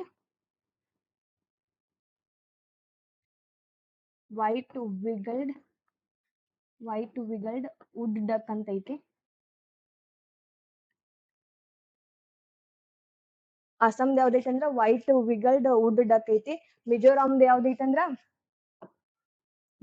ಯಾವ್ದೈತೆ ಅಂದ್ರ ಹ್ಯೂಮ್ಸ್ ಪಿಜಂಟ್ ಅಂತ ಪಕ್ಷಿ ಐತಿ. ಸೊ ನಾಗಾಲ್ಯಾಂಡ್ ರಾಜ್ಯ ಪಕ್ಷಿ ಯಾವ್ದಂದ್ರ ಬ್ಲಾಕ್ಸ್ ಟ್ರೋಪೋಗಾನ್ ಐತಿ. ಅಸ್ಸಾಂದ್ ಯಾವ್ದೈತಿ ಅಂದ್ರ ವೈಟ್ ವಿಗಲ್ಡ್ ವುಡ್ ಡಕ್ ಐತಿ. ಮಿಜೋರಾಮ್ದ್ ಯಾವ್ದೈತಿ ಅಂದ್ರ ಹ್ಯೂಮ್ಸ್ ಪಿಜಂಟ್ ಐತಿ. ಅರುಣಾಚಲ ಪ್ರದೇಶ ಮತ್ತು ಕೇರಳದ ಯಾವ್ದೈತಿ ಅಂದ್ರ ಹಾರ್ನ್ಬಿಲ್ ಐತಿ. ಇದಿಷ್ಟು ಎಕ್ಸ್ಪ್ಲನೇಷನ್ ಆಯ್ತು. ನೆಕ್ಸ್ಟ್ ಏನೈತಿ ಅಂದ್ರ question, champion of the earth 2024ನೇ ಇಸ್ವಿದ ಚಾಂಪಿಯನ್ ಆಫ್ ದಿ ಅರ್ತ್ ಪ್ರಶಸ್ತಿ ಕೆಳಗಿನ ಯಾರಿಗೆ ನೀಡಲಾಗಿದೆ ಅಂತ ಕೇಳಿದಾರ. Option A Kasturi Rangan, option B Jaggi Vasudev, option C Madhav Gadgil, option D Purnima Devi Barman. Correct answer ಇದಕ್ಕೆ ಯಾವ್ದಂದ್ರ ಮಾಧವ್ ಗಾಡ್ಗಿಲ್. ಮಾಧವ್ ಗಾಡ್ಗಿಲ್ ಅವರಿಗೆ 2024ರದ ಚಾಂಪಿಯನ್ ಆಫ್ ದಿ ಅರ್ತ್ ಪ್ರಶಸ್ತಿ ಕೊಟ್ಟಾರ. ಇದು ಪ್ರಶಸ್ತಿಯನ್ನ ಯಾರು ಕೊಟ್ಟಾರಂದ್ರ UNEP-ದವ್ರು ಕೊಟ್ಟಾರ. UNEP ಫುಲ್ ಫಾರ್ಮ್ ಅಂತೂ ಗೊತ್ತೈತೆ ಎಲ್ಲರಿಗೂ, ಯುನೈಟೆಡ್ ನೇಷನ್ ಎನ್ವಿರಾನ್ಮೆಂಟ್ ಪ್ರೋಗ್ರಾಮ್. ಇದು ಯಾವಾಗ ಸ್ಥಾಪನೆ ಆಯ್ತಂದ್ರ 1972 ಜೂನ್ 5ನೇ ತಾರೀಕು. ಯಾವಾಗ ಸ್ಥಾಪನೆ ಆಯ್ತಂದ್ರೆ 1972 ಜೂನ್ 5ನೇ ತಾರೀಕು. ಜೂನ್ 5ನೇ ತಾರೀಕು ನಾವ್ ಏನಂತ ಆಚರಣೆ ಮಾಡ್ತೀವಿ? ವಿಶ್ವ ಪರಿಸರ ದಿನಾಚರಣೆ ಅಂತ ಆಚರಣೆ ಮಾಡ್ತೀವಿ. ಎದಕ್ಕೆ ಆಚರಣೆ ಮಾಡ್ತೀವಿ ಅಂದ್ರೆ UNEP ಸ್ಥಾಪನೆ ಆಗಿದೆ ದಿನಾಚರಣೆನ, ಅದಕ್ಕಾಗಿ ವಿಶ್ವ ಪರಿಸರ ದಿನಾಚರಣೆ ಜೂನ್ 5ನೇ ತಾರೀಕು ಆಚರಣೆ ಮಾಡ್ತೀವಿ. ಇವರು ಚಾಂಪಿಯನ್ ಆಫ್ ದಿ ಅರ್ತ್ ಪ್ರಶಸ್ತಿಯನ್ನ ಕೊಟ್ಟಿದ್ದಾರೆ. UNEP ಹೆಡ್ ಕ್ವಾರ್ಟರ್ ಎಲ್ಲೈತಂದ್ರ ಕೇಳ್ಬೋದು, ಕಿನ್ಯಾ ದೇಶದ ನೈರೋಬಿ ಒಳಗೆ ಇದ್ರ ಹೆಡ್ ಕ್ವಾರ್ಟರ್ ಐತಿ. UNEP ಹೆಡ್ ಕ್ವಾರ್ಟರ್ ಎಲ್ಲೈತಿ ಅಂದ್ರೆ ಕಿನ್ಯಾ ದೇಶದ ನೈರೋಬಿ ಒಳಗೈತಿ. ಈ ವರ್ಷದ ಪ್ರಶಸ್ತಿ ಯಾರಿಗೆ ಕೊಟ್ಟಾರಂದ್ರ ಮಾಧವ್ ಗಾಡ್ಗಿಲ್ ಅವ್ರು ಕೊಟ್ಟಾರೆ. ಮಾಧವ್ ಗಾಡ್ಗಿಲ್ ಅಂದ್ಕೂಡ ನಮಗೊಂದ್ ನೆನಪು ಬರುತ್ತೆ, ಪಶ್ಚಿಮ ಘಟ್ಟಗಳ ವರದಿ ಕುರಿತು ಮೊದಲ ಒಂದು ಇದನ್ನ ಸಮಿತಿ ಫಾರ್ಮೇಶನ್ ಮಾಡಿರ್ತಾರೆ. ಅದ್ರ ಅಧ್ಯಕ್ಷರು ಯಾರಾಗಿರ್ತಾರೆ ಅಂದ್ರೆ ಮಾಧವ್ ಗಾಡ್ಗಿಲ್ ಅವ್ರು ಆಗಿರ್ತಾರೆ. ಅದನ್ನ ಯಾವಾಗ ಸಮಿತಿ ಫಾರ್ಮೇಶನ್ ಮಾಡಿರ್ತಾರೆ ಅಂದ್ರೆ 2010 ಮಾಡಿರ್ತಾರ. 2011 ಇಸ್ವಿಯೊಳಗೆ ವರದಿ ಕೊಡ್ತಾರ, ಬಟ್ ಅದನ್ನ ಕ್ಯಾನ್ಸಲ್ ಮಾಡ್ತಾರ. ಸೆಕೆಂಡ್ ಇನ್ನೊಂದು ಸಮಿತಿ ಫಾರ್ಮೇಶನ್ ಮಾಡ್ತಾರ ಪಶ್ಚಿಮ ಘಟ್ಟಗಳ ವರದಿ ಕುರಿತು. ಅದು ಯಾರಂದ್ರ ಕಸ್ತೂರಿ ರಂಗನ್ ಅವರು. ಸೊ ಕಸ್ತೂರಿ ರಂಗನ್ ಅವರು ವರದಿನೂ ಕೊಡ್ತಾರೆ ಪಶ್ಚಿಮ ಘಟ್ಟಗಳ ಕುರಿತು, ಬಟ್ ಅದನ್ನು ಕ್ಯಾನ್ಸಲ್ ಮಾಡಿದಾರ. ಆಮೇಲೆ ಕಸ್ತೂರಿ ರಂಗನ್ ಅವರು N E P new education policy 2020 ಅದರ ಅಧ್ಯಕ್ಷರು ಕೂಡ ಅವರಾಗಿದ್ರು. ಆಮೇಲೆ ಆಪ್ಷನ್ ಬಿ ಜಗ್ಗಿ ವಾಸುದೇವದ ಇವರು ಇಶಾ ಫೌಂಡೇಶನ್ ಸಂಸ್ಥಾಪಕರು. ಆಮೇಲೆ ಪೂರ್ಣಿಮಾ ದೇವಿ ಬರ್ಮನ್ ಇವ್ರಿಗೆ 2024 ಒಂದು ಅವಾರ್ಡ್ ಕೊಟ್ಟಾರ, ಅದಂದ್ರ ಗ್ರೀನ್ ಆಸ್ಕರ್ ಅಂತೇಳಿ ಆ ಅವಾರ್ಡ್ ಅನ್ನ ಕರೀತಾರ. ಅದ್ ಅವಾರ್ಡ್ ಯಾವ್ದಂದ್ರ ವೈಟ್ಲೆ ಅವಾರ್ಡ್. 2024 ವೈಟ್ಲೆ ಅವಾರ್ಡ್ ಯಾರಿಗೆ ಕೊಟ್ಟಿದಾರ ಅಂದ್ರ ಪೂರ್ಣಿಮಾ ದೇವಿ ಬರ್ಮನ್ ಕೊಟ್ಟಾರ. ಇವ್ರು ಯಾವ ರಾಜ್ಯದವ್ರು ಅಂದ್ರ ಆಸಾಂ ರಾಜ್ಯದವರು. ಇವ್ರಿಗೆ ಎದಕ್ ಕೊಟ್ಟಾರಂದ್ರ ಹರ್ಗಿಲಾ ಅಂತ ಹೇಳಿ ಒಂದು ಬಾತುಕೋಳಿ ಬರುತ್ತೆ, ಅದನ್ನ ಸಂರಕ್ಷಣೆ ಮಾಡಿದ್ರ ಸಲುವಾಗಿ ಪೂರ್ಣಿಮಾ ದೇವಿ ಬರ್ಮನ್ ಅವ್ರಿಗೆ ಗ್ರೀನ್ ಆಸ್ಕರ್ ಅವಾರ್ಡ್ ಅನ್ನ ಕೊಟ್ಟಿದ್ದಾರೆ. ಸೊ ಇದಿಷ್ಟು ಎಕ್ಸ್ಪ್ಲನೇಷನ್ ಆಯ್ತಾ. ನೆಕ್ಸ್ಟ್ ಕ್ವಶನ್ ಏನೈತಂದ್ರ ವಿಶ್ವ ಮಣ್ಣಿನ ದಿನಾಚರಣೆ ಯಾವಾಗ ಆಚರಣೆ ಮಾಡ್ತಾರ ಅಂತ ಕೇಳಿದಾರ. ಡಿಸೆಂಬರ್ 5, ಡಿಸೆಂಬರ್ 22, ಡಿಸೆಂಬರ್ 3, ಡಿಸೆಂಬರ್ 24 ಯಾವಾಗ ಆಚರಣೆ ಮಾಡ್ತಾರಂದ್ರ ಡಿಸೆಂಬರ್ 5ನೇ ತಾರೀಕು ವಿಶ್ವ ಮಣ್ಣಿನ ದಿನಾಚರಣೆ ಆಚರಣೆ ಮಾಡ್ತಾರೆ. ಇದನ್ನ ಯಾವ ಆರ್ಗನೈಸೇಷನ್ ದವ್ರು ಆಯೋಜನೆ ಮಾಡ್ತಾರಂದ್ರೆ FAO ದವ್ರು. FAO ಅಂದ್ರ ಫುಡ್ ಅಂಡ್ ಅಗ್ರಿಕಲ್ಚರಲ್ ಆರ್ಗನೈಸೇಷನ್ ದವ್ರು ಆಯೋಜನೆ ಮಾಡ್ತಾರ. FAO ಯಾವಾಗ ಸ್ಥಾಪನೆ ಆಯ್ತಂದ್ರ 1945 ಅಕ್ಟೋಬರ್ 16ನೇ ತಾರೀಕು. ಯಾವಾಗ ಸ್ಥಾಪನೆ ಆಯ್ತಂದ್ರ 1945 ಅಕ್ಟೋಬರ್ 16ನೇ ತಾರೀಕು FAO ಸ್ಥಾಪನೆ ಆಯ್ತು. ಅಕ್ಟೋಬರ್ 16ನೇ ತಾರೀಕು ನಾವು ಒಂದು ದಿನಾಚರಣೆ ಆಚರಣೆ ಮಾಡ್ತು, ಯಾವ್ದಂದ್ರ ವರ್ಲ್ಡ್ ಫುಡ್ ಡೇ. ಇದು ಸ್ಥಾಪನೆ ಆಗಿದ್ದಕ್ಕನ ನಾವು ಅಕ್ಟೋಬರ್ 16ನೇ ತಾರೀಕು ವರ್ಲ್ಡ್ ಫುಡ್ ಡೇ ಆಯೋಜನೆ ಮಾಡ್ತು. ಇದ್ರ ಹೆಡ್ ಕ್ವಾರ್ಟರ್ ಎಲ್ಲಿ ಬರುತ್ತಂದ್ರ ರೋಮ್. FAOದು ರೋಮ್ದಾಗ ಐತಿ. ಬಟ್ ಈ ವರ್ಷ ಏನು ವಿಶ್ವ ಮಣ್ಣಿನ ದಿನಾಚರಣೆ, ಈ ವರ್ಷ ಅಂದ್ರೆ 2024 ಡಿಸೆಂಬರ್ 5ನೇ ತಾರೀಕು ವಿಶ್ವ ಮಣ್ಣಿನ ದಿನಾಚರಣೆ ಎಲ್ಲಿ ಆಚರಣೆ ಮಾಡಿದಾರ ಅಂದ್ರ ಥೈಲ್ಯಾಂಡ್ ಆಚರಣೆ ಮಾಡಿದಾರ. ಎಲ್ಲಿ ಆಚರಣೆ ಮಾಡಿದಾರ ಅಂದ್ರ ಥೈಲ್ಯಾಂಡ್ ಆಚರಣೆ ಮಾಡಿದಾರ. ಥೈಲ್ಯಾಂಡ್ದಾಗ ಎಲ್ಲಂದ್ರ ಬ್ಯಾಂಕಾಕ್ 2024ನೇ ತಾರೀಕು 2024 ಡಿಸೆಂಬರ್ 5ನೇ ತಾರೀಕು ವಿಶ್ವ ಮಣ್ಣಿನ ದಿನಾಚರಣೆ ಆಚರಣೆ ಮಾಡಿದ್ದಾರೆ. ಇದು ಎದಕ್ ನೆನ್ಪಿಟ್ಕೋಬೇಕಂದ್ರೆ ಈ ಪ್ಲೇಸ್ FAO ಹೆಡ್ ಕ್ವಾರ್ಟರ್ ಎಲ್ಲಿತ್ತಂದ್ರ ರೋಮ್ದಾಗ ಐತೆ. ಪ್ರತಿ ವರ್ಷನೂ ಡಿಸೆಂಬರ್ 5ನೇ ತಾರೀಕು ವಿಶ್ವ ಮಣ್ಣಿನ ದಿನಾಚರಣೆ ರೋಮ್ದೊಳಗನ ಆಚರಣೆ ಮಾಡ್ತಾ ಇದ್ರು. ಬಟ್ 2024 ರೋಮ್ ಅನ್ನ ಬಿಟ್ಟ ಅಂದ್ರ ರೋಮ್ ದೇಶವನ್ನ ಬಿಟ್ಟು ಬೇರೆ ಕಡೆ ಆರ್ಗನೈಸೇಷನ್ ಮಾಡಿದ್ದಿಲ್ಲ ಅಂದ್ರೆ ಥೈಲ್ಯಾಂಡ್ ನ ಬ್ಯಾಂಕಾಕ್ದೊಳಗ. ಈ ಪ್ಲೇಸ್ ಅನ್ನ ನೆನ್ಪಿಟ್ಕೊಳ್ಳಿ. ಆಮೇಲೆ ಇಲ್ಲಿ ಇದ್ರ FAO ಯಾವಾಗಿಂತ ಸ್ಟಾರ್ಟ್ ಮಾಡಿದಾರ ಅಂದ್ರ 2014 ವಿಶ್ವ ಮಣ್ಣಿನ ದಿನಾಚರಣೆ ಯಾವಾಗಿಂತ ಸ್ಟಾರ್ಟ್ ಮಾಡಿದಾರ ಅಂದ್ರೆ 2014 ಇದನ್ನ ವಿಶ್ವ ಮಣ್ಣಿನ ದಿನಾಚರಣೆ ಆಚರಣೆ ಮಾಡ್ಕೊತಾ ಬರತೈತಿ. ಇಲ್ಲಿ ನೆಕ್ಸ್ಟ್ ಆಪ್ಷನ್ ನೋಡ್ರಿ, ಡಿಸೆಂಬರ್ 22ನೇ ತಾರೀಕು ನಮ್ ದೇಶದೊಳಗ ಒಂದು ಆಚರಣೆ ಮಾಡ್ತಾರೆ. ಏನಂದ್ರ ರಾಷ್ಟ್ರೀಯ ಗಣಿತ ದಿನ. ಡಿಸೆಂಬರ್ 22ನೇ ತಾರೀಕು ರಾಷ್ಟ್ರೀಯ ಗಣಿತ ದಿನ ಆಚರಣೆ ಮಾಡ್ತಾರ. ಆಮೇಲೆ ಡಿಸೆಂಬರ್ 3 ರಾಷ್ಟ್ರೀಯ ವಕೀಲರ ದಿನ. ಡಿಸೆಂಬರ್ 24 ರಾಷ್ಟ್ರೀಯ ಗ್ರಾಹಕರ ದಿನ. ಡಿಸೆಂಬರ್ 5 ವಿಶ್ವ ಮಣ್ಣಿನ ದಿನಾಚರಣೆ ಆಯ್ತು. 22 ರಾಷ್ಟ್ರೀಯ ಗಣಿತ ದಿನ. ಡಿಸೆಂಬರ್ 3ನೇ ತಾರೀಕು ವಕೀಲರ ದಿನ. ಡಿಸೆಂಬರ್ 24ನೇ ತಾರೀಕು ರಾಷ್ಟ್ರೀಯ ಗ್ರಾಹಕರ ದಿನ ಆಚರಣೆ ಮಾಡ್ತಾರ. ಸೊ ನೆಕ್ಸ್ಟ್ ಕ್ವಶನ್ ನೋಡೋಣ್ರಿ. ನೆಕ್ಸ್ಟ್ ಕ್ವಶನ್ ಏನೈತಂದ್ರ ವಿಶ್ವದ ಮೊದಲ ಜ್ಞಾನ ದಿನದ ಆಚರಣೆಯ ಘೋಷವಾಕ್ಯ ಯಾವುದಾಗಿತ್ತು. ಆಪ್ಷನ್ ಎ ಸಮೃದ್ಧಿ ರಾಷ್ಟ್ರಕ್ಕಾಗಿ ಅನ್ನದಾತರ ಸಬಲೀಕರಣ, ನಮ್ಮ ಹಕ್ಕುಗಳು ನಮ್ಮ ಭವಿಷ್ಯ ಇದೀಗ. ಆಪ್ಷನ್ ಸಿ ಜಾಗತಿಕ ಶಾಂತಿ ಮತ್ತು ಸಾಮರಸ್ಯಕ್ಕಾಗಿ ಜ್ಞಾನ. ಆಪ್ಷನ್ ಡಿ ಏನೈತಂದ್ರ ಮಣ್ಣುಗಳ ಕಾಳಜಿ, ಅಳತೆ ಮತ್ತು ಮೇಲ್ವಿಚಾರಣೆ. ಇದು ವಿಶ್ವದ ಮೊದಲ ಜ್ಞಾನ ದಿನ ಯಾವಾಗ ಆಚರಣೆ ಮಾಡಿದಾರ ಅಂತ ಹೇಳ್ತಾನೆ ಡಿಸೆಂಬರ್ 21ನೇ ತಾರೀಕು. ವಿಶ್ವಸಂಸ್ಥೆ 2024 ಡಿಸೆಂಬರ್ 21ನೇ ತಾರೀಕ ಫಸ್ಟ್ ಟೈಮ್ ವಿಶ್ವ ಜ್ಞಾನ ದಿನದ ಆಚರಣೆ ಮಾಡಿದಾರ. ಅದನ್ನ ನೆನ್ಪಿಟ್ಕೊಳ್ಳಿ. 2024 ಸ್ಟಾರ್ಟ್ ಮಾಡಿದಾರ. ವಿಶ್ವಸಂಸ್ಥೆ ಹೆಡ್ ಕ್ವಾರ್ಟರ್ ಎಲ್ಲೈತಂದ್ರ ನ್ಯೂಯಾರ್ಕ್ ಐತಿ. ಆ ನ್ಯೂಯಾರ್ಕ್ದೊಳಗನ ಇದನ್ನ ಈ ವರ್ಷದ 21ನೇ ತಾರೀಕ ಜ್ಞಾನ ದಿನದ ಆಚರಣೆ ಮಾಡಿದಾರ. ಇದನ್ನು ಘೋಷಣೆ ಆದ್ರಿಂದ ನಮ್ಮ ಇಂಡಿಯಾನ ಪ್ರಸ್ತುತ ಪಡಿಸಿತ್ತು ವಿಶ್ವಸಂಸ್ಥೆ ಮುಂದೆ. ವಿಶ್ವಸಂಸ್ಥೆ ಇದಕ್ಕೆ ಒಪ್ಕೊಂಡು 21ನೇ ತಾರೀಕಿಂತ ವಿಶ್ವ ಜ್ಞಾನ ದಿನ ಆಚರಣೆ ಮಾಡತಾರ. ಫಸ್ಟ್ ಟೈಮ್ 2024 ಸ್ಟಾರ್ಟ್ ಮಾಡಿದಾರ. ಅದ್ರದ್ದು ಥೀಮ್ ಕೇಳಿದಾರೆ ಏನಾಗಿತ್ತು ಅಂತೇಳಿ. ಅದ್ರ ಥೀಮ್ ಏನಂದ್ರ ಜಾಗತಿಕ ಶಾಂತಿ ಮತ್ತು ಸಾಮರಸ್ಯಕ್ಕಾಗಿ ಜ್ಞಾನ ಅನ್ನೋದು ಈ ವರ್ಷ 2024 ಥೀಮ್ ಆಗಿತ್ತು. ಇಲ್ಲಿ ಬೇರೆ ಆಪ್ಷನ್ ನೋಡ್ರಿ, ಸಮೃದ್ಧಿ ರಾಷ್ಟ್ರಕ್ಕಾಗಿ ಅನ್ನದಾತರ ಸಬಲೀಕರಣ ಐತೆಲ್ಲ, ಇದು ಯಾವ್ದ್ರ ಥೀಮ್ ಅಂದ್ರ ಡಿಸೆಂಬರ್ 23ನೇ ತಾರೀಕು ನಾವ ಕಿಸಾನ್ ದಿನಾಚರಣೆ ಆಚರಣೆ ಮಾಡ್ತೀವಿ, ರಾಷ್ಟ್ರೀಯ ಕಿಸಾನ್ ದಿನಾಚರಣೆ. ಅದ್ರದ್ದು ಥೀಮ್ ಯಾವ್ದೈತಾಗಿತ್ತಂದ್ರ ಸಮೃದ್ಧಿ ರಾಷ್ಟ್ರಕ್ಕಾಗಿ ಅನ್ನದಾತರ ಸಬಲೀಕರಣ. ಸೆಕೆಂಡ್ ಆಪ್ಷನ್ ನೋಡ್ರಿ, ನಮ್ಮ ಹಕ್ಕುಗಳು ನಮ್ಮ ಭವಿಷ್ಯ ಇದೀಗ. ಇದು ಯಾವ್ದ್ರದ್ದು ಥೀಮ್ ಅಂದ್ರ ಮಾನವ ಹಕ್ಕುಗಳು ಆಚರಣೆ ಮಾಡ್ತಾರಲ್ಲ ಡಿಸೆಂಬರ್ 10ನೇ ತಾರೀಕು. ಡಿಸೆಂಬರ್ 10 ಮಾನವ ಹಕ್ಕುಗಳ ಆಚರಣೆ ಮಾಡ್ತಾರಲ್ಲ ಆ ದಿನದ ಥೀಮ್ ಏನಾಗಿತ್ತು ಅಂದ್ರೆ ನಮ್ಮ ಹಕ್ಕುಗಳು ನಮ್ಮ ಭವಿಷ್ಯ ಇದೀಗ. ಲಾಸ್ಟ್ ಐತಲ್ಲ ಮಣ್ಣುಗಳ ಕಾಳಜಿ, ಅಳತೆ ಮತ್ತು ಮೇಲ್ವಿಚಾರಣೆ. ಇದು ಯಾವ್ದ್ರ ಥೀಮ್ ಆಗಿತ್ತು ಅಂದ್ರೆ ನಾನು ನೆಕ್ಸ್ಟ್ ಇದೇ ಕ್ವಶನ್ ಹೇಳಿದ್ನಲ್ಲ ಡಿಸೆಂಬರ್ 5ನೇ ತಾರೀಕು ವಿಶ್ವ ಮಣ್ಣಿನ ದಿನಾಚರಣೆ, ಅದ್ರದ್ದು ಥೀಮ್ ಇದಾಗಿತ್ತು. ಅದ್ರದ್ದು ಥೀಮ್ ಏನಾಗಿತ್ತು ಅಂದ್ರೆ ಕೇರಿಂಗ್ ಫಾರ್ ಸಾಯಿಲ್ಸ್, 3 ಎಂಗಳು ಬರ್ತಾವಲ್ಲ 3 ಎಂಗಳು ಏನಂದ್ರ ಮ್ಯಾನೇಜು ಮೇಜರ್ ಮಾಡುದು ಮತ್ತು ಮಾನಿಟರ್ ಮಾಡುದು 3 ಎಂಗಳನ್ನ ಸೂಚಿಸ್ತದೆ. ಅದೇ ಮಣ್ಣುಗಳ ಕಾಳಜಿ, ಅಳತೆ ಮತ್ತು ಮೇಲ್ವಿಚಾರಣೆ ಮಾಡುದು ವಿಶ್ವ ಡಿಸೆಂಬರ್ 5ನೇ ತಾರೀಕು ಮಣ್ಣಿನ ದಿನಾಚರಣೆಯ ಥೀಮ್ ಆಗೈತಿ. ಇದ್ರಿಷ್ಟು ಕ್ವಶನ್ ಎಕ್ಸ್ಪ್ಲನೇಷನ್ ಆಯ್ತಾ. ನೆಕ್ಸ್ಟ್ ಏನೈತೆ ಅಂದ್ರೆ ಒಂಟೆಗಳ ಅಂತಾರಾಷ್ಟ್ರೀಯ ವರ್ಷವೆಂದು ಯಾವಾಗ ಘೋಷಣೆ ಮಾಡಲಾಗಿತ್ತು? Option A 2024, B 2025, C 2023, D 2022. ಯಾವಾಗ ಘೋಷಣೆ ಮಾಡಿದಾರ ಅಂದ್ರ 2024 ಇದು ಕರೆಕ್ಟ್ ಆನ್ಸರ್. 2024ನ ಅಂತಾರಾಷ್ಟ್ರೀಯ ಒಂಟೆಗಳ ವರ್ಷ ಅಂತೇಳಿ ಘೋಷಣೆ ಮಾಡಿದ್ರು. ಹಂಗಾದ್ರೆ 2025 ನೋಡೋಣ. 2025 ಏನಂತ ಘೋಷಣೆ ಮಾಡಿದಾರೆ ಅಂದ್ರೆ international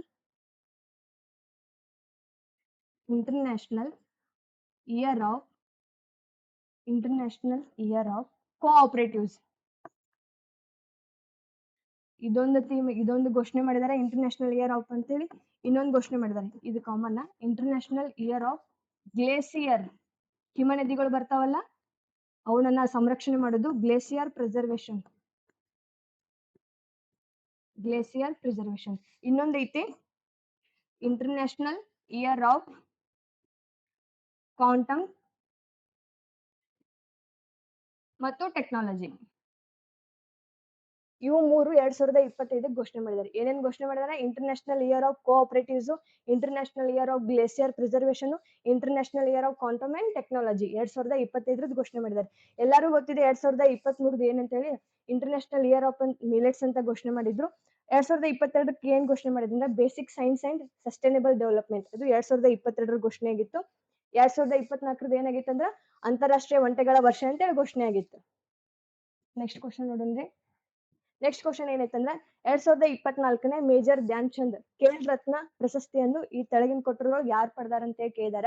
option A D Gukesh, option B Manu Bhaker, option C Harmanpreet Singh, ಮೇಲಿನ ಎಲ್ಲರೂ. ಇದಕ್ಕೆ ಆನ್ಸರ್ ಬಂದ್ಬಿಟ್ಟು ಮೇಲಿನ ಎಲ್ಲರೂ. ಡಿ ಗುಕೇಶ್ ಅವರು ಪಡೆದಾರ, ಮನು ಬಾಕರ್ ಪಡೆದಾರ, ಹರ್ಮನ್ ಪ್ರೀತ್ ಸಿಂಗ್ ಇವರೆಲ್ಲರೂ ಕೂಡ ಪಡೆದಾರ. ಇವ್ರ ಜೊತೆ ಇನ್ನೊಬ್ರು ಬಂದಾರ, ಅವ್ರು ಯಾರಂದ್ರ ಪ್ರವೀಣ್ ಕುಮಾರ್.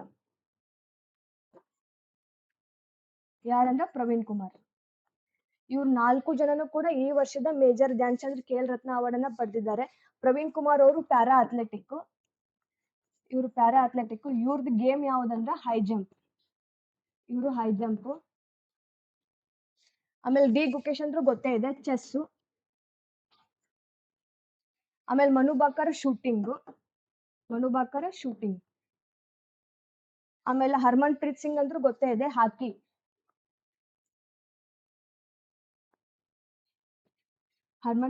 ಬಂದ್ಬಿಟ್ಟು ಹಾಕಿ. ಡಿ ಗುಕೇಶ್ ಅಂತೂ ಆಮೇಲೆ ಮನು ಬಾಕರ್ ಅವರು ಪ್ಯಾರಿಸ್ ಒಲಿಂಪಿಕ್ಸ್ ದೊಳಗ 2 ಪದಕ ಪಡೆದಾರ, ಕಂಚಿನ ಪದಕ. ಒಂದು 10 ಮೀಟರ್ ವೈಯಕ್ತಿಕ ವಿಭಾಗದಲ್ಲಿ, ಇನ್ನೊಂದು 10 ಮೀಟರ್ ದೊಳಗ ಮಿಶ್ರ ವಿಭಾಗದೊಳಗೆ 2 ಕಂಚಿನ ಪದಕ ಪಡೆದಾರ ಮನು ಬಾಕರ್ ಅವರು. ಹರ್ಮನ್ ಪ್ರೀತ್ ಸಿಂಗ್ ಅವರು ಪ್ಯಾರಿಸ್ ಒಲಿಂಪಿಕ್ ದೊಳಗ ಹಾಕಿ ಒಳಗ ಕಂಚಿನ ಪದಕ ಪಡೆದಾರು. ಪ್ರವೀಣ್ ಕುಮಾರ್ ಅಂತೂ ಪ್ಯಾರಾ ಅಥ್ಲೆಟಿಕ್ಸ್ ಅವರು ಹೈ ಜಂಪ್ ದೊಳಗ ಗೋಲ್ಡ್ ಅನ್ನ ಪಡೆದಾರ. ಈ 4 ಜನರಿಗೆ ಈ ವರ್ಷದ ಮೇಜರ್ ಧ್ಯಾನ್ ಚಂದ್ ಖೇಲ್ ರತ್ನ ಅವಾರ್ಡ್ ಅನ್ನ ಘೋಷಣೆ ಮಾಡಿದ್ದಾರೆ. ಹಂಗಾದ್ರ ಮೇಜರ್ ಧ್ಯಾನ್ ಚಂದ್ ಖೇಲ್ ರತ್ನ ಅವಾರ್ಡ್ ಅನ್ನ ಯಾವಾಗಿಂತ್ರ ಕೊಡತಾರ ಅಂದ್ರ 1990 ಕೊಡತಾರ. 1991ರಿಂದ ಮೇಜರ್ ಧ್ಯಾನ್ ಚಂದ್ ಖೇಲ್ ರತ್ನ ಅವಾರ್ಡ್ ಕೊಡತಾರ. 1991ರಾಗ ಇದ್ರ ಹೆಸರು ಮೊದಲ ಚೇಂಜ್ ಇತ್ತು. ಅದು ಏನಂತಿತ್ತಂದ್ರ ರಾಜೀವ್ ಗಾಂಧಿ. ರಾಜೀವ್ ಗಾಂಧಿ ಖೇಲ್ ರತ್ನ ಅಂತ ಇತ್ತು. ರಾಜೀವ್ ಗಾಂಧಿ ಖೇಲ್ ರತ್ನ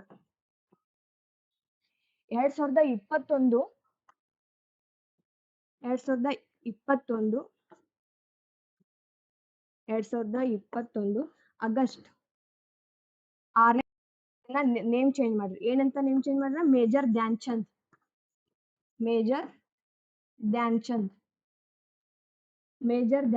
ಖೇಲ್ ರತ್ನ ಅವಾರ್ಡ್ ಅಂತೇಳಿ ನೇಮ್ ಚೇಂಜ್ ಮಾಡಿದ್ದಾರೆ. ಈ ವರ್ಷ 4 ಜನಕ್ಕೆ ಪಡೆದಾರ. ಈ ವರ್ಷ ಅಂದ್ರೆ 2024 4 ಜನ ಪಡೆದಾರ.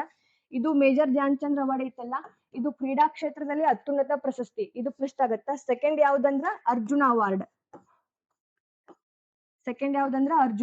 ಇದು ಸೆಕೆಂಡ್ ಹೈಯೆಸ್ಟ್ ಅಂದ್ರ ಕ್ರೀಡೆಗಳಲ್ಲಿ ಸೆಕೆಂಡ್ ಹೈಯೆಸ್ಟ್ ಅವಾರ್ಡ್ ಯಾವ್ದಂದ್ರ ಅರ್ಜುನ ಅವಾರ್ಡ್. ಇದನ್ನ ಯಾವಾಗಿಂತ್ರ ಕೊಡತಾರ ಅಂದ್ರ 1961ರಿಂದ ಕೊಡತಾರ.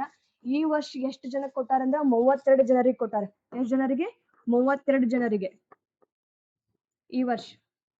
ಹಂಗಾದ್ರೆ 1991ಕ್ಕ ರಾಜೀವ್ ಗಾಂಧಿ ಖೇಲ್ ರತ್ನ ಅವಾರ್ಡ್ ಇದ್ದಿದ್ದನ್ನ ಇವಾಗ ಮೇಜರ್ ಧ್ಯಾನ್ ಚಂದ್ ಅಂತ ನೇಮ್ ಚೇಂಜ್ ಮಾಡಿದಾರಲ್ಲ. ಫಸ್ಟ್ ಈ ಅವಾರ್ಡ್ ಅನ್ನ ಯಾರು ಪಡೆದಿರ್ತಾರ ಅಂದ್ರ ವಿಶ್ವನಾಥ್ ಆನಂದ್, ಚೆಸ್ ಪ್ಲೇಯರ್ ಅದಾರಲ್ಲ ವಿಶ್ವನಾಥ್ ಆನಂದ್ ಅವರಿಗೆ ಫಸ್ಟ್ ಟೈಮ್ ಇದು ಮೇಜರ್ ಧ್ಯಾನ್ ಚಂದ್ ಅವಾರ್ಡ್ ಅನ್ನ ಸಿಕ್ಕಿರೋದು. ಇದಿಷ್ಟು ಎಕ್ಸ್ಪ್ಲನೇಷನ್ ಆಯ್ತಾ. ನೆಕ್ಸ್ಟ್ ನೋಡೋಣ. ನೆಕ್ಸ್ಟ್ ಕ್ವಶನ್ ಏನೈತಂದ್ರ 2025ರಲ್ಲಿ ಪದ್ಮವಿಭೂಷಣ ಪ್ರಶಸ್ತಿ ಪಡೆದ ಲಕ್ಷ್ಮೀನಾರಾಯಣ ಸುಬ್ರಹ್ಮಣ್ಯ ಅವರು ತಳಕೊಟ್ಟಾರಲ್ಲ, ಇದ್ರೊಳಗೆ ಯಾವ್ದ್ರ ಹೆಸರುವಾಸಿಯಾಗಿದ್ದಾರೆ ಅಂತ ಕೇಳಿದ್ದಾರೆ. ಆಪ್ಷನ್ ಎ ಚಲನಚಿತ್ರ ನಿರ್ದೇಶನ, ಆಪ್ಷನ್ ಬಿ ನೃತ್ಯ, ಆಪ್ಷನ್ ಸಿ ಸಂಗೀತ, ಆಪ್ಷನ್ ಡಿ ಸಾಹಿತ್ಯ. ಇವ್ರು ಎದ್ರೋ ಫೇಮಸ್ ಆಗಿದ್ದಾರೆ ಅಂದ್ರ ಸಂಗೀತದೊಳಗೆ ಫೇಮಸ್ ಆಗಿದ್ದಾರೆ. ಇವ್ರು ಲಕ್ಷ್ಮೀನಾರಾಯಣ ಸುಬ್ರಹ್ಮಣ್ಯ ಅವರು ಇವ್ರು ಯಾವ ರಾಜ್ಯದವರು ಅಂತಾನು ಕೇಳ್ಬೋದು. ಇವ್ರ ರಾಜ್ಯ ಬಂದ್ಬಿಟ್ಟು ಕರ್ನಾಟಕ. ಇವ್ರ ರಾಜ್ಯ ಯಾವ್ದಂದ್ರ ಕರ್ನಾಟಕ. ನಾ ಸ್ಟಾರ್ಟಿಂಗ್ ಅನ್ನ ಹೇಳಿದ್ದೆ, ಈ ಸಲ 139 ಪದ್ಮ ಪ್ರಶಸ್ತಿಗಳನ್ನ ಘೋಷಣೆ ಮಾಡಿದಾರ. ಅದ್ರಲ್ಲಿ 7 ಜನ ಪದ್ಮ ವಿಭೂಷಣ ಪ್ರಶಸ್ತಿ ಪಡೆದಾರ ಅಂತ ಹೇಳಿದ್ವಿ. ಫಸ್ಟ್ ಕ್ವಶನ್ ನೋಡಿದ್ದು ಕುಮುದಿನಿ ಲಕ್ಕಯ್ಯ ಅವರು, ಸೆಕೆಂಡ್ ಇವರೊಬ್ರು ಲಕ್ಷ್ಮೀನಾರಾಯಣ ಸುಬ್ರಹ್ಮಣ್ಯ ಅವರು, ಇವ್ರಿಬ್ರು. ಇನ್ನ 5 ಜನದ ಮತ್ ನೆಕ್ಸ್ಟ್ ಕ್ವಶನ್ ದಾಗ ನೋಡೋಣ್ರಿ, ಫಾರ್ಮೇಶನ್ ಮಾಡಿ ಅದ್ರ ನೆನಪು ಉಳಿತಾವ. ಇವ್ರದ್ದು ಎಷ್ಟು ಎಕ್ಸ್ಪ್ಲನೇಷನ್ ಆಯ್ತಾ. ನೆಕ್ಸ್ಟ್ ಕ್ವಶನ್, PMSSV ಯೋಜನೆಯನ್ನ ಅನುಷ್ಠಾನಗೊಳಿಸುವ ಜವಾಬ್ದಾರಿಯನ್ನ ತಲೆಕೊಟ್ಟಾರಲ್ಲ, ಇದ್ರೊಳಗೆ ಯಾವ ಸಚಿವಾಲಯ ಜವಾಬ್ದಾರಿಯನ್ನ ಹೊಂದಿದೆ ಅಂತ ಕೇಳಿದಾರ. ಆಪ್ಷನ್ ಎ ಬುಡಕಟ್ಟು ವ್ಯವಹಾರಗಳ ಸಚಿವಾಲಯ, ಆಪ್ಷನ್ ಬಿ ಗ್ರಾಮೀಣಾಭಿವೃದ್ಧಿ ಸಚಿವಾಲಯ, ಆಪ್ಷನ್ ಸಿ ಶಿಕ್ಷಣ ಸಚಿವಾಲಯ, ಆಪ್ಷನ್ ಡಿ ಸಾಮಾಜಿಕ ನ್ಯಾಯ ಮತ್ತು ಸಬಲೀಕರಣ ಸಚಿವಾಲಯ. PMSSV ಯೋಜನೆಯನ್ನ ಯಾವ ಸಚಿವಾಲಯದವರು ಅನುಷ್ಠಾನಗೊಳಿಸುತ್ತಾರಂದ್ರ ಆಪ್ಷನ್ ಐತಲ್ಲ, ಸಾಮಾಜಿಕ ನ್ಯಾಯ ಮತ್ತು ಸಬಲೀಕರಣ ಸಚಿವಾಲಯ, ministries of social justice and empowerment. ಆ ಸಚಿವಾಲಯ PMSSV ಯೋಜನೆಯನ್ನ ಅನುಷ್ಠಾನಗೊಳಿಸತೈತಿ. PMSSV ಅಂದ್ರ ಅದ್ರ ಫುಲ್ ಫಾರ್ಮ್ ನೋಡೋಣ್ರಿ. PMSSV, PM ಅಂದ್ರ ಪ್ರೈಮ್ ಮಿನಿಸ್ಟರ್, SSV ಅಂದ್ರ Young achievers, Young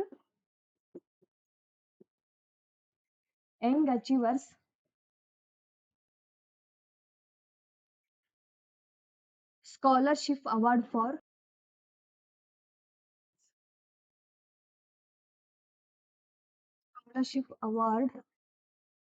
scheme of vibrant India.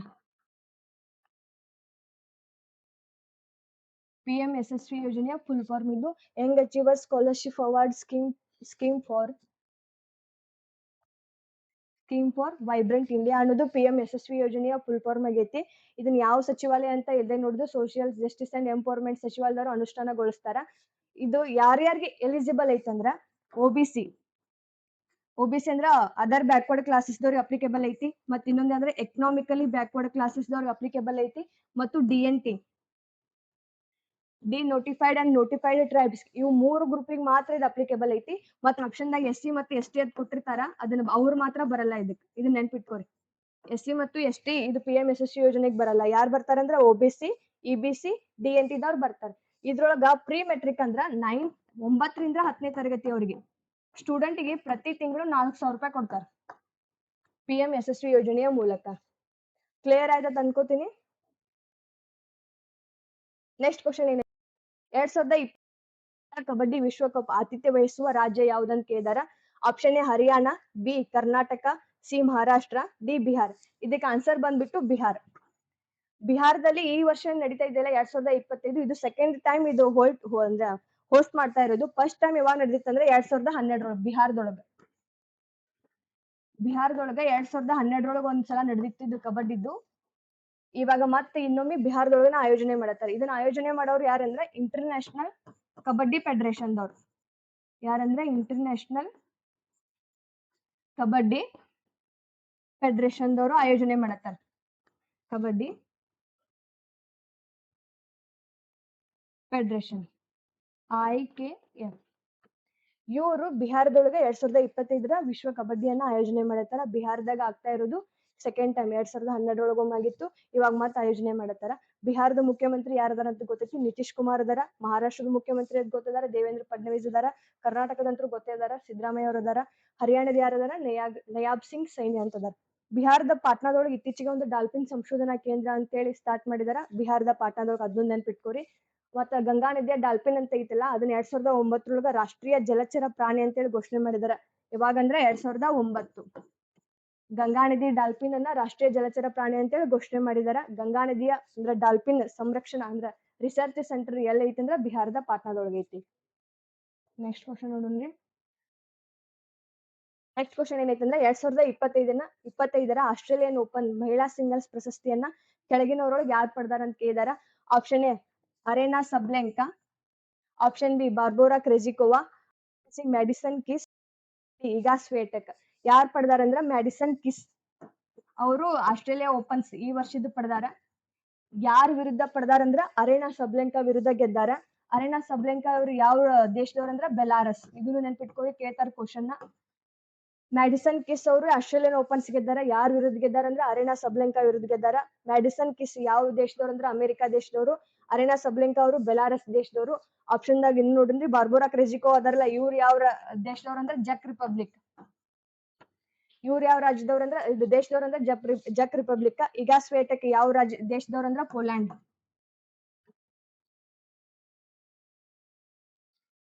ಇವನ್ ದೇಶಗಳು ಕೇಳ್ತಾರ, ನೆನ್ಪಿಟ್ಕೋರಿ. ಪೋಲ್ಯಾಂಡ್ ದೇಶದವ್ರು ಯಾರಂದ್ರೆ ಈಗ ಸ್ವೇಟಕ್. ಇನ್ನು ಗೆದ್ದವ್ರು ಯಾರಂದ್ರ ಮ್ಯಾಡಿಸನ್ ಕಿಸ್. ಈ ವರ್ಷದ ಏನ್ ನಡೀತಲ್ಲ ಆಸ್ಟ್ರೇಲಿಯಾ ಓಪನ್ಸ್, ಇದು ಎಷ್ಟನೇ ಆವೃತ್ತಿ ಅಂದ್ರ 113ನೇ ಆವೃತ್ತಿ. ಎಷ್ಟನೇ ಆವೃತ್ತಿ ಅಂದ್ರ 113ನೇ ಆವೃತ್ತಿ. ಇದು ಕ್ವಶನ್ ಆಗ್ಬೋದು, 113ನೇ ಆವೃತ್ತಿ ಇದು. ಒಂದ್ಸಲ ಇದನ್ನ ನೋಡ್ರಿ ಯಾವಾಗ ಸ್ಟಾರ್ಟ್ ಆದ್ ಅಂತೇಳಿ. ಫಸ್ಟ್ ವರ್ಷದ ಗ್ರ್ಯಾಂಡ್ ಸ್ಲಾಮ್ ಯಾವ್ದು ಆಗಿತೈತಿ ಅಂದ್ರೆ ಆಸ್ಟ್ರೇಲಿಯಾ ಆಗತ್ತ. ಒಂದು ಆಸ್ಟ್ರೇಲಿಯಾ. ಸೆಕೆಂಡ್ ಯಾವ್ದಾಗತ್ತಂದ್ರ ಫ್ರೆಂಚ್. ಥರ್ಡ್ ಯಾವ್ದಂದ್ರ Wimbledon.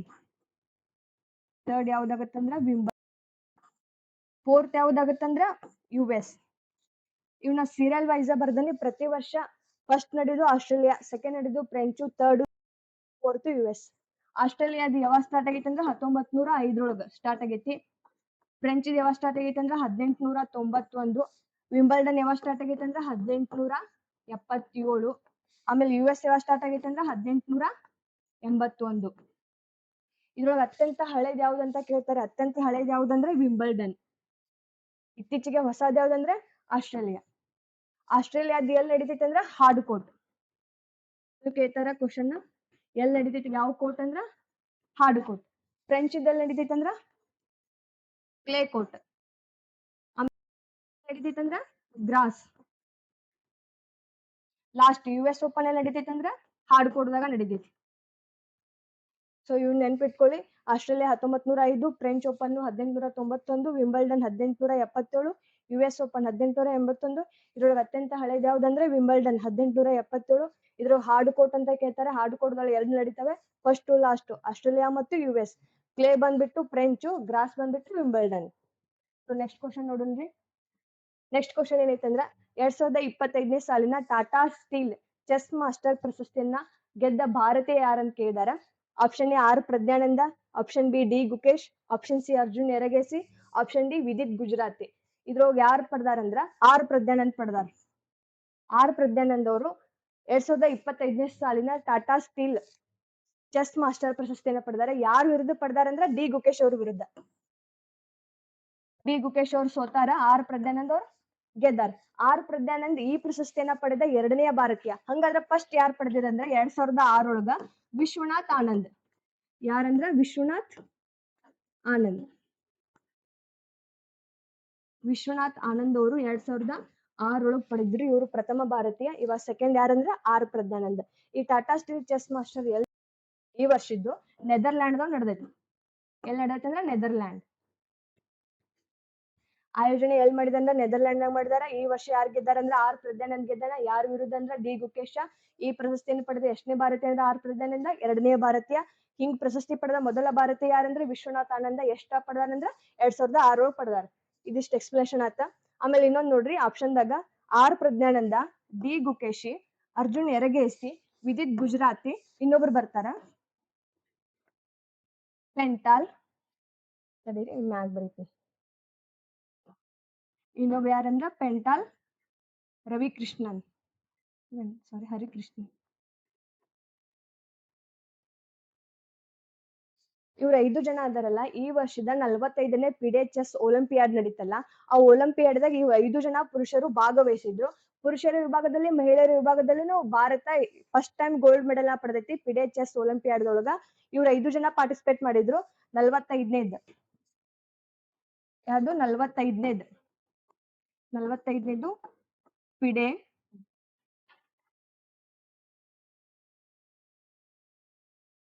FIDE chess olympiad. FIDE chess ಒಲಿಂಪಿಯಾಡ 45ನೇದು ಈ ವರ್ಷ ಅಂದ್ರೆ 2024 ಎಲ್ಲಿ ನಡೆದಿತ್ತ ಅಂದ್ರ ಬುಡಾಪೆಸ್ಟ್, ಹಂಗೇರಿಯಾ ಬುಡಾಪೆಸ್ಟ್ ನಡೆದಿತ್ತ. So both men and women ಇದ್ರೊಳಗೆ ಎರಡು ಗೋಲ್ಡ್ ಅನ್ನ ಫಸ್ಟ್ ಟೈಮ್ ಭಾರತ ಪಡೆದೈತಿ. ಆಮೇಲೆ 46ನೇದು ಪಿಡೆಚಸ್ ಒಲಿಂಪಿಯಾಡ್ ಎಲ್ಲಿ ನಡೆದೈತಿ ಅಂದ್ರ ಉಜ್ಬೇಕಿಸ್ತಾನದ ತಾಸ್ಕೆಂಟ್ ದೊಳಗ್ ನಡಿತೈತಿ.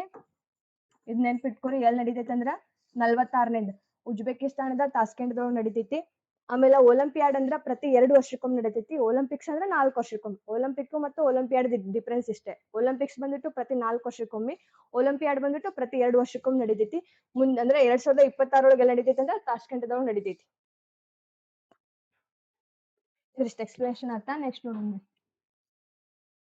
ಭಾರತದಲ್ಲಿ ಪ್ರಸ್ತುತ ಎಷ್ಟು ರಾಮ್ಸರ್ ಸೈಟ್ಸ್ ಗಳಿವೆ ಅಂತ ಕೇಳಿದಾರ. Option 85, option B 70, option C 89, option D 84. ಪ್ರಸ್ತುತ ಎಷ್ಟು ರಾಮ್ಸರ್ ಸೈಟ್ಸ್ ಗಳು ಅದಾವ ಅಂದ್ರ ಟೋಟಲ್ ಆಗಿ 89 ಅಂದ್ರೆ ಫಸ್ಟ್ 85 ಇದ್ವಿ, ಇವಾಗ ರೀಸೆಂಟ್ ಆಗಿ 4 ಎರಡ್ ಆಗಿದಾವ್. ಅವ್ 4 ಯಾವ್ಯಾವ ಅಂದ್ರ, ಒಂದು ಉದ್ವಾ ಲೇಕ್. ಯಾವ್ದು ಲೇಕ್ ಅಂದ್ರ ಉದ್ವಾ ಲೇಕ್. ಇದು ಎಲ್ಲಿ ಬರುತ್ತಂದ್ರ ಜಾರ್ಖಂಡ್. ಎಲ್ಲಂದ್ರೆ ಜಾರ್ಖಂಡ್. ಉದ್ವಾ ಲೇಕ್ ಜಾರ್ಖಂಡ್ದಾಗ ಬರುತ್ತೆ. ಇನ್ನೊಂದು ತೀರ್ಥಂಗಲ್ ಮತ್ತ ಸಕ್ಕರೆ ಕೊಟ್ಟೈ ಇವೆರಡು ಬಂದ್ಬಿಟ್ಟು ಎಲ್ಲಿ ಬರ್ತಾವ ಅಂದ್ರ ತಮಿಳ್ನಾಡ್ದಾಗ ಬರ್ತಾವ. ಇವೆರಡು ತಮಿಳ್ನಾಡ. ಲಾಸ್ಟ್ ಸಿಕ್ಕಿಂದೊಳಗ ಕೊಚಿಯೋ ಪೇಲ್ರಿ ಅಂತೇಳಿ ಬರುತ್ತೆ. ಇದೆಲ್ಲ ಅಂದ್ರ ಸಿಕ್ಕಿಂ. ಇವಾಗ 85 ಇವು 4 ಎರಡ್ ಆದ್ರೆ ಟೋಟಲ್ ಆಗಿ 89 ಅದು. ಇದ್ರೊಳಗೆ ಯಾವ್ದ್ ನೆನ್ಪಿಟ್ಕೋಬೇಕಂದ್ರ ಉದ್ವಾ ಲೇಕ್ ಜಾರ್ಖಂಡ ಮತ್ತೆ ಕೆಚಿಯೋ ಪೆಲ್ರಿ ಅಂತ ಐತಲ್ಲ ಸಿಕ್ಕಿಂ.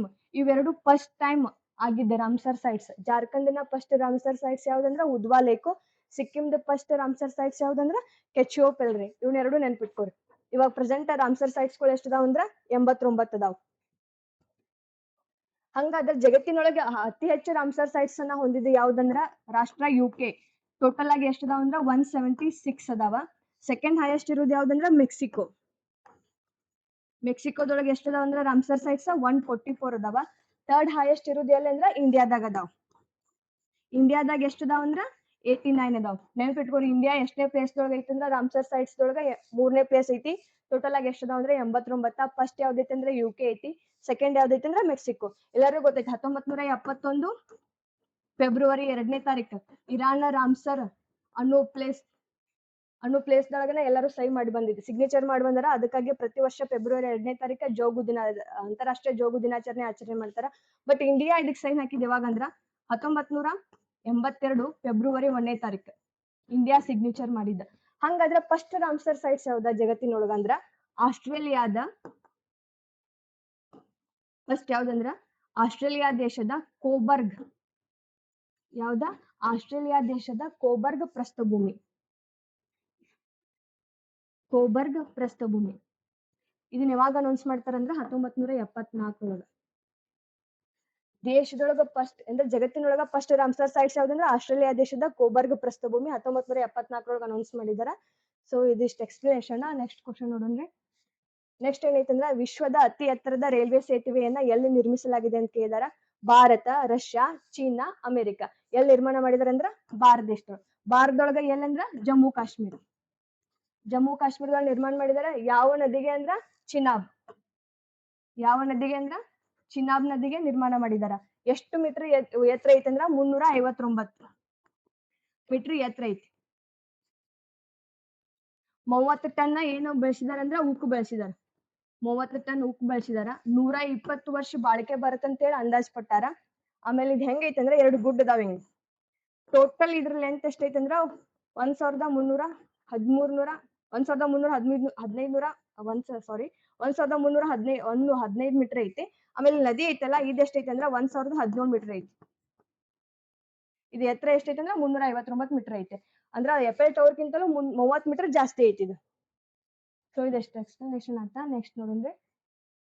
ಬಾಲ್ಡ್ ಈಗಲ್ ಅಂದ್ರ ಬೋಳ್ ಹೊದ್ದು ಇತ್ತೀಚೆಗೆ ಯಾವ ದೇಶದ ರಾಷ್ಟ್ರೀಯ ಪಕ್ಷಿ ಆಗಿತ್ತು ಅಂತ ಕೇಳಿದಾರ. Option A China, B America, C Bharata, D Australia. ಯಾವ್ದಾಗೈತೆ ಅಂದ್ರ ಅಮೆರಿಕಾ ದೇಶದ ಇತ್ತೀಚೆಗೆ ಬಾಲ್ಡ್ ಈಗಲ್ ಅನ್ನ ರಾಷ್ಟ್ರೀಯ ಪಕ್ಷಿ ಅಂತೇಳಿ ಘೋಷಣೆ ಮಾಡ್ಕೊಂಡಾರ. ಹಂಗಾದ್ರೆ ಚೀನಾದ ಯಾವ್ದೈತೆ ಅಂದ್ರ ರೆಡ್ ಕ್ರೌನ್ಡ್ ಕ್ರೇನ್. ಸೊ ಇದು ಚೀನಾ ದೇಶದ ಆತ. ಅಮೆರಿಕಾದಂತ್ರು ಬಾಲ್ಡ್ ಈಗಲ್ ಆತ. ಇಂಡಿಯಾದಂತ್ರು ಗೊತ್ತೈತಿ ಪಿಕಾಕ್ ಐತಿ. ಆಸ್ಟ್ರೇಲಿಯಾದ ಯಾವ್ದೈತಿ ಅಂದ್ರ ಇಮು ಒಂದ್ಸಲ ನೀವು ಗೂಗಲ್ ಮಾಡಿ ಆ ಚಿತ್ರಗಳನ್ನ ನೋಡ್ಕೋಬಹುದು, ಗೊತ್ತಾಗತ್ತ. ಚೀನಾದಂದ್ರು ರೆಡ್ ಕ್ರೌನ್ ಐತಿ, ಅಮೆರಿಕಾದ ಬಾಲ್ಡ್ ಈಗಲ್ ಆತ, ಇಂಡಿಯಾದ ಪಿಕಾಕ್, ಆಸ್ಟ್ರೇಲಿಯಾದ ಇಮು. Next question ನೋಡೋಣ್ರಿ. ಭಾರತದಲ್ಲಿ ನೋಟುಗಳ ಮೇಲೆ ಯಾವ ವರ್ಷದಿಂದ ಮಹಾತ್ಮ ಗಾಂಧೀಜಿಯವರ ಚಿತ್ರವನ್ನ ಶಾಶ್ವತವಾಗಿ ಮುದ್ರಿಸಲು RBI ಪ್ರಾರಂಭಿಸಿತು ಅಂತ ಕೇಳಿದಾರೆ. Option A 1997, option B 1998, option C 1996, option D 1999. ಇದಕ್ಕೆ ಆನ್ಸರ್ ಬಂದ್ಬಿಟ್ಟು 1996. 1996 RBI ನಮ್ ಪ್ರೆಸೆಂಟ್ ಇವಾಗ ಏನ್ ನೋಟುಗಳದಲ್ಲ ಆ ನೋಟುಗಳ ಮೇಲೆ ಗಾಂಧೀಜಿ ನೋಟನ್ನ ಇದು ಪ್ರಿಂಟ್ ಮಾಡೈತಿ 1996. First time 1987 prime minister Rajiv Gandhi ಅವರು ಇರ್ತಾರಲ್ಲ, ಅವಾಗ ಅವರು 500 ನೋಟಿನ ಮೇಲೆ ಅಷ್ಟ ಗಾಂಧೀಜಿ ಅವ್ರ ಚಿತ್ರ ಪ್ರಿಂಟ್ ಮಾಡಿದ್ರ. ಬಟ್ RBI ಏನ್ ಮಾಡಿತ್ತಂದ್ರ 1996 ಎಲ್ಲಾ ನೋಟುಗಳ ಮೇಲೆನೂ ಪ್ರಿಂಟ್ ಮಾಡೈತಿ. ನಮ್ಮಲ್ಲಿ 4 ನೋಟ್ ಪ್ರಿಂಟ್ ಮಿಷನ್ ಇದದಾವ್, ಸ್ಥಳಗಳು ಅದಾವ. ಅವ ಎಲ್ಲೆಲ್ಲ ಅದಾವಂದ್ರ ದೇವಾಸ, ನಾಸಿಕ, ನಮ್ಮ ಮೈಸೂರ್ದೊಳಗ ಐತಿ. ಮತ್ ಇನ್ನೊಂದ್ ಎಲ್ಲೈತಂದ್ರ ಸಾಲ್ಬೋನಿ ಒಳಗದಾವ. 4 ಕಾಯಿನ್ ಇದು ಮಿಂಟ್ ಮಾಡುವದಾವ. 4 ಕಾಯಿನ್ ಮಿಂಟ್ ಮಾಡುವ ಎಲ್ಲದಾವಂದ್ರ ಒಂದು ಹೈದರಾಬಾದ್, ನೋಯ್ಡಾ, ಇನ್ನೊಂದು ಕಲ್ಕತ್ತಾ, ಇನ್ನೊಂದು ಮುಂಬೈ. ಈ 4 ಪ್ಲೇಸ್ ಒಳಗ ಕಾಯಿನ್ ಗಳನ್ನ ಮಿಂಟ್ ಮಾಡ್ತಾರ. ದೇವಾಸ, ನಾಸಿಕ, ಮೈಸೂರ, ಸಾಲ್ಬೋನಿ ಒಳಗ ನೋಟ್ ಗಳನ್ನ ಪ್ರಿಂಟ್ ಮಾಡ್ತಾರ. ನೆಕ್ಸ್ಟ್ ಕ್ವಶನ್ ನೋಡೋಣ. ಸೊ ಇದು ಲಾಸ್ಟ್ ಕ್ವಶನ್ ಇವತ್ತಿಂದ ಕ್ಲಾಸ್ ಇದ್ದ. 2025-26ನೇ ಸಾಲಿನ ಕೇಂದ್ರದ ಬಜೆಟ್ ನ ಒಟ್ಟು ಗಾತ್ರ ಅಂತ ಕೇಳಿದಾರ. ಆಪ್ಷನ್ ಎ 47.16 ಲಕ್ಷ ಕೋಟಿ, 50.65 ಲಕ್ಷ ಕೋಟಿ, 51.65 ಲಕ್ಷ ಕೋಟಿ, 49.65 ಲಕ್ಷ ಕೋಟಿ. ಇದಕ್ಕೆ ಆನ್ಸರ್ ಯಾವ್ದಂದ್ರ 50.65 ಲಕ್ಷ ಕೋಟಿ ಈ ವರ್ಷದ ಬಜೆಟ್ ನ ಗಾತ್ರ. ಇಲ್ಲಿ ಆಪ್ಷನ್ ಎ ಐತಲ್ಲ 47.16 ಲಕ್ಷ ಕೋಟಿ, ಇದು ಹೋದ್ ವರ್ಷದ 2024-25ನೇ ಸಾಲಿಂದ. ಈ ವರ್ಷದ ಎಷ್ಟೈತಿ ಅಂದ್ರೆ 50.65 ಲಕ್ಷ ಕೋಟಿ. ನಿರ್ಮಲಾ ಸೀತಾರಾಮನ್ ಅವ್ರದ್ದು ಎಷ್ಟನೇ ಬಜೆಟ್ ಅಂದ್ರೆ ಇದು 8ನೇ ಬಜೆಟ್. ಎಷ್ಟನೇ ಬಜೆಟ್ ಅಂತ ಕೇಳ್ಬಹುದು, 8ನೇ ಬಜೆಟ್. ಅವರು 7 ಸಂಪೂರ್ಣ ಬಜೆಟ್ ಅನ್ನ ಮಂಡನೆ ಮಾಡಿದಾರೆ, ಒಂದು ಮಧ್ಯಂತರ ಬಜೆಟ್ ಅನ್ನ ಮಂಡನೆ ಮಾಡಿದ್ದಾರೆ ಈ 8ರೊಳಗ. ಆಮೇಲೆ ಈ ವರ್ಷ ಅವರು ಮಧುಬನಿ ಸಾರಿಯನ್ನು ಉಟ್ಕೊಂಡ್ ಬಂದಿದ್ರು, ಅದು ಫೇಮಸ್ ಆಗೈತೆ. ಅಂದ್ರೆ ಮಧುಬನಿ ಅಂದ್ರೆ ಪೇಂಟ್ ಆಲ್ರೆಡಿ GI ಟೈಪ್ ಪಡೆದೈತಿ. ಅದು ಯಾವ ರಾಜ್ಯದ ಅಂತ ಕೇಳ್ಬಹುದು, ಬಿಹಾರ್ ರಾಜ್ಯದ್ದು ಮಧುಬನಿ ಪೇಂಟ್. ಈ ಸಲ ಅವ್ರು ಮಧುಬನಿ ಸಾರಿಯನ್ನ ಉಟ್ಕೊಂಡ್ ಬಂದಿರು. ಅದಕ್ಕೆ ರೇಷ್ಮೆ ಎಲ್ಲಿಂದ ನೇರ್ ಕೊಟ್ಟಾರ ಅಂದ್ರೆ ಬೆಂಗಳೂರಿನಿಂದ ನೇರ್ ಕೊಟ್ಟಾರ. ಸೊ ಇದು ಇವತ್ತಿನ ಕ್ಲಾಸ್ ಆಯ್ತು. Thank you.